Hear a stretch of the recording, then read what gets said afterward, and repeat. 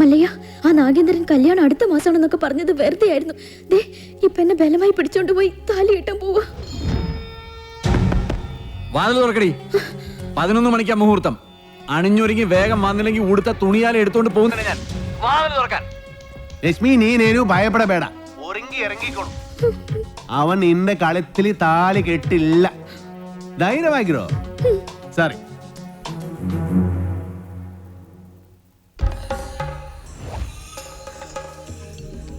ഏടാ ദശമുല കണ്ടു കാണുമെന്തോ ശിവനെ.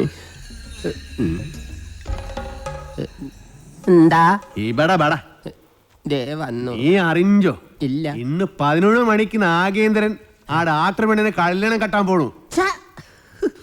ഇനി നമ്മൾ എന്ത് ചെയ്യുമല്ലയ്യ? നീ ഒന്നും ചെയ്യണ്ട, നാ ചെയ്തു. നാഗേന്ദ്രന്റെ എല്ലാ കാറിലും ഞാൻ ബോംബ് വെച്ചു. 10:30 മണിക്ക് പോട്ടു. നന്നായി. നിൻಗೆ ನನ್ ಬಗ್ಗೆ ಗೊತ್ತಿಲ್ಲ ನನ್ ಹಂದಿ മകനെ. ബോംബ് വച്ചത് മാത്രമല്ല, കണ്ണടയിൽ എന്തോ ഗൊത്താനാണ് പ്ലാൻ. ശിവനെ, ഞാൻ ചെല്ലുന്നതിന് മുമ്പെങ്ങാനും ബോംബ് പൊട്ടിയ മുതലാളിയുടെ ഇറച്ചി കഷ്ണം കാക്ക കൊത്തിക്കൊണ്ട് പോവേ ഉള്ളു. മാറുകാളെ അക്കന്മാരെ ദഹിപ്പിക്കാനുള്ള വെറുതും കൊണ്ടുപോകണം.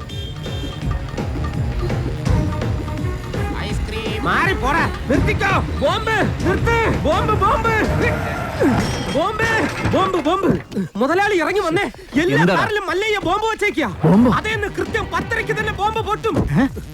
ജീവൻ വേണമെങ്കിൽ എല്ലാരും ചാടിക്കോ. നോക്കി നിൽക്കാതെ മുതലാളി ഇങ്ങോട്ട് വന്നേ. ഞാനല്ലേ പറയുന്നത്, ചാടിക്കോ.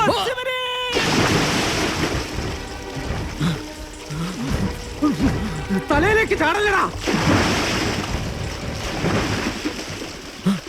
ഇപ്പൊ പൊട്ടു മുതലാളി, വെയിറ്റ് ചെയ്യും. ചാടാൻ വേണ്ടി മല്ലയ്യ വരുന്നുണ്ട്.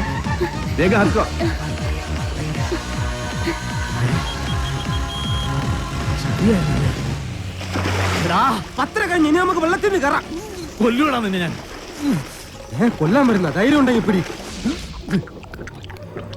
കാട്ടാപ്പിള്ളിയുടെ പെണ്ണിനെയും കൊണ്ട് കർണാടകയിലേക്ക് തന്നെ ആയിരിക്കും മുങ്ങിയിരിക്കണത്. അല്ല, നാമം എന്താണെന്നും ഉണ്ടായിരിക്കുന്നത്?